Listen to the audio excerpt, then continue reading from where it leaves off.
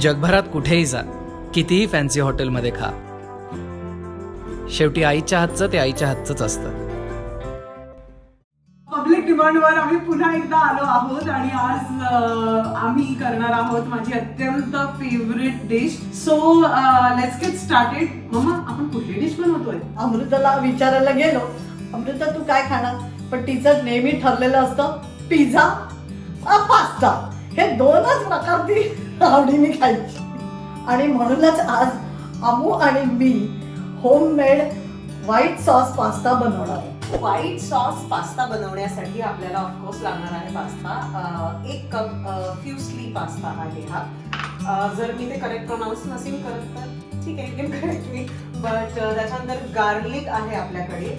Of course there are chilli flakes, then oregano, mixed herbs, parsley, basil, olive oil, black pepper हे लागणार आहे आपल्याला. त्याच्यानंतर दूध आहे, त्याच्यानंतर मैदा ऑफकोर्स, आणि mozzarella cheese for garnishing. Also as you all know की मला माझ्या पास्तामध्ये व्हेजीज खूप आवडतात. सो आपल्याकडे मशरूम आहे आणि ब्रॉकली आहे.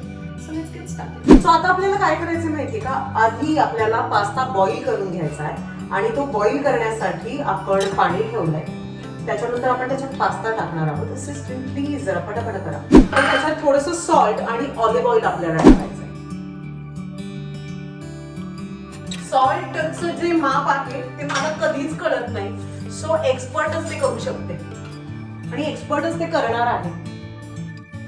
लहानपणी मला सांग की मला सगळ्यात जास्त काय आवडायचं? अमूला म्हणजे नॉनव्हेज खूप आवडायचं, आणखीन फिश आवडायचं. आजही अमूला माझी चपाती खूप आवडते आणि चपाती आणि गूळ हे मी तिला डब्यामध्ये द्यायची आणि ती डबा संपवून आणायची. झुणका भाकरी खूप आवडते, त्याच्यावर एवढं मोठं तूप असं तिला लागायचं. सो रेड सॉस पास्ताच्या वेळेस मला खूप लोक म्हणाले की तुम्ही फक्त बॉईल का केलेत व्हेजिटेबल्स, तुम्ही सॉते का नाही केले? सो आज मी सॉते करून बघणार आहे. सो पॅन गरम झालाय आपला, मी त्याच्यामध्ये थोडंसं ऑलिव्ह ऑइल टाकते. त्याच्यानंतर गार्लिक आहे, त्याच्या 2 पाकळ्या मी घेणार आहे. ॲज यू ऑल नो की मला गार्लिक खूप आवडतं. I love garlic.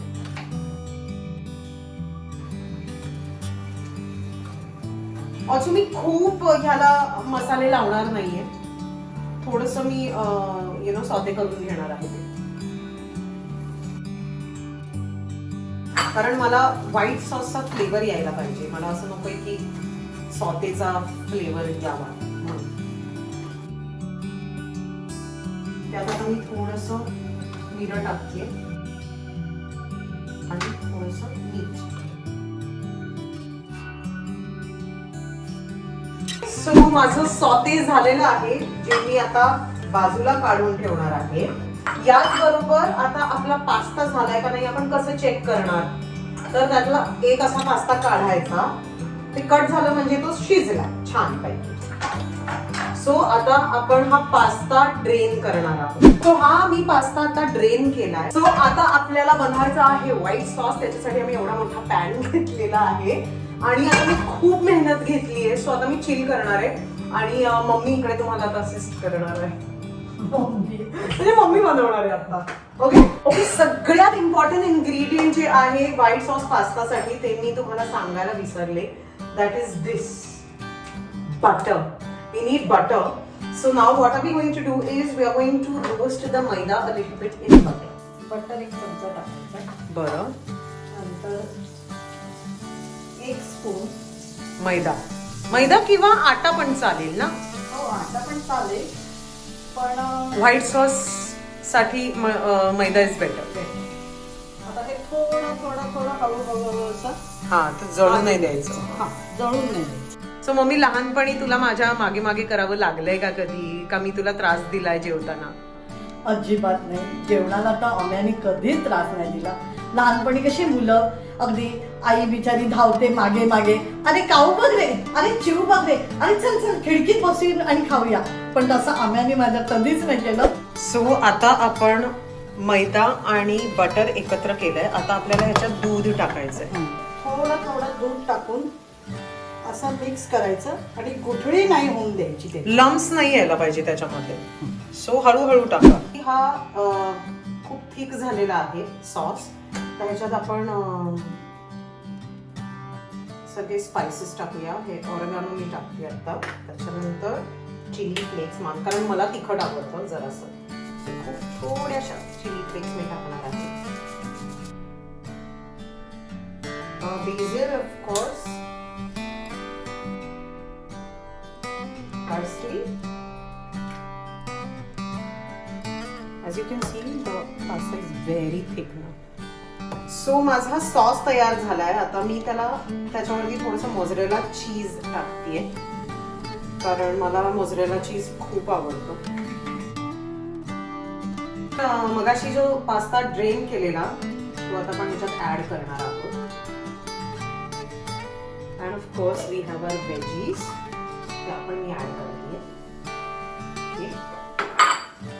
And there you go. Okay, I'm going to garnish it again with cheese. And my white sauce pasta is ready to eat. We are going to enjoy our white sauce pasta and I hope की तुम्हाला ही recipe आवडली असेल आणि तुम्ही सुद्धा तुमच्या आईसोबत हे ट्राय करा. Till the next recipe, see you all. Sorry, तुम्हाला आमचा व्हिडिओ कसा वाटला ते आम्हाला नक्की कळवा. अमृताने ह्या लॉकडाऊनच्या परिस्थितीतही तिच्या आईबरोबर आमच्यासाठी एक व्हिडिओ बनवला आईच्या हातचा. त्यासाठी भाटुपाकडनं तिला आणि तिच्या आईला खूप खूप धन्यवाद. आणि तुमच्या आईच्या हातच्या कुठल्या रेसिपीज तुम्हाला आवडत आहेत हे आम्हाला नक्की सांगा. माझा फेवरेट नाश्ता आहे हा रताळ्याचा किस, जो मी माझ्या आईकडनं शिकलोय. जा आणि आईच्या हातनं नवीन नवीन रेसिपी शिका आणि भाटुपाला सबस्क्राईब करायला विसरू नका. फेसबुकवर आणि इंस्टाग्रामवर फॉलो करायला विसरू नका.